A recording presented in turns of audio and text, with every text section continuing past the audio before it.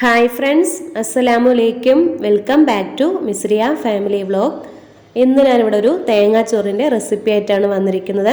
വളരെ പെട്ടെന്ന് ടേസ്റ്റി ആയിട്ടൊരു തേങ്ങാച്ചോറ് നമുക്ക് റെഡിയാക്കിയെടുക്കാം. അപ്പോൾ നമുക്ക് നേരെ വീഡിയോയിലേക്ക് പോവാം. അതിനായി ഞാനിവിടെ 1 കപ്പ് മട്ടയരിയാണ് എടുത്തിരിക്കുന്നത്. ഞാനിവിടെ മട്ടയരി കൊണ്ടാണ് ചോറ് വയ്ക്കുന്നത്. നമുക്കിത് ഏത് അരി കൊണ്ട് വേണമെങ്കിലും ചെയ്തെടുക്കാം. ഇനി നമുക്കിത് നല്ലപോലെ ഒന്ന് കഴുകിയെടുക്കണം. അപ്പോൾ ഞാനതൊന്ന് നല്ലപോലെ ഒന്ന് കഴുകിയെടുക്കട്ടെ. ഞാനിത് കുക്കറിലാണ് വേവിച്ചെടുക്കുന്നത്. അപ്പോൾ ഞാനത് നല്ലപോലെ കഴുകിയെടുത്തിട്ടുണ്ട്. ഇനി നമുക്ക് ഇതിലേക്ക് വേണ്ട ഇൻഗ്രീഡിയൻസ് എന്തൊക്കെയാണെന്ന് നോക്കാം. അതിനായി ഞാനിവിടെ 1/2 കപ്പ് തേങ്ങ എടുത്തിട്ടുണ്ട്, 1 സവാള, കുറച്ച് കറിവേപ്പില, 1/4 ടീസ്പൂൺ മഞ്ഞൾപ്പൊടി, 1/4 ടീസ്പൂൺ പെരുംജീരകം പൊടി.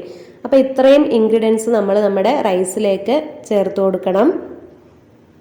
അപ്പോൾ നമുക്ക് അതെല്ലാം ഇതിലേക്ക് ചേർത്ത് കൊടുക്കാം.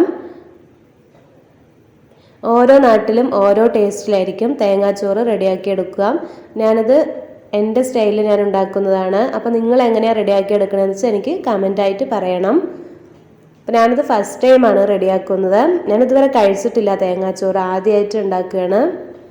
പിന്നെ ഞാനിവിടെ 1 കപ്പ് അരിയാണ് എടുത്തിരിക്കുന്നത്. അപ്പോൾ ഞാനിതിലേക്ക് 2.5 കപ്പ് വെള്ളം എടുത്തിട്ടുണ്ട്. നമുക്ക് അതിലേക്ക് ഒഴിച്ചു കൊടുക്കാം. ഇനി നമുക്ക് ഇതിലേക്ക് ആവശ്യത്തിന് വേണ്ട ഉപ്പ് ചേർത്ത് കൊടുക്കാം. അതിനുശേഷം നമുക്കിത് നല്ലപോലെ ഒന്ന് മിക്സാക്കി എടുക്കാം.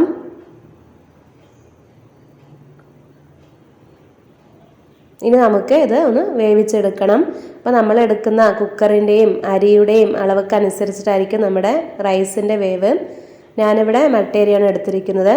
അപ്പോൾ നിങ്ങൾ ഏത് അരിയാണ് വെച്ചാൽ അതിനനുസരിച്ച് വേവിച്ചെടുക്കണം. ഞാനിവിടെ 2 വിസിൽ എടുത്തിട്ടുണ്ട്. ലോ ഫ്ലെയിമിൽ വെച്ചിട്ട് 2 വിസിലാണ് എടുത്തിരിക്കുന്നത്. അപ്പോൾ നമ്മുടെ റൈസ് വിസിലൊക്കെ പോയി നല്ലപോലെ വെന്ത് വന്നിട്ടുണ്ട്. നമ്മുടെ തേങ്ങാച്ചോറ് ഇവിടെ റെഡി ആയിട്ടുണ്ട്. വളരെ പെട്ടെന്ന് റെഡിയാക്കാൻ പറ്റിയ നല്ലൊരു റൈസാണ് തേങ്ങാച്ചോറ്.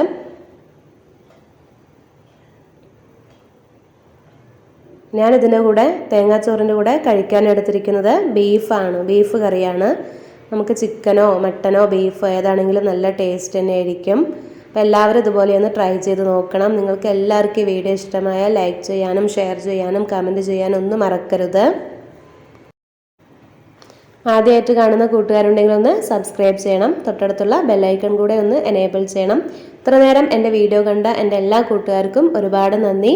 Bye friends, thank you.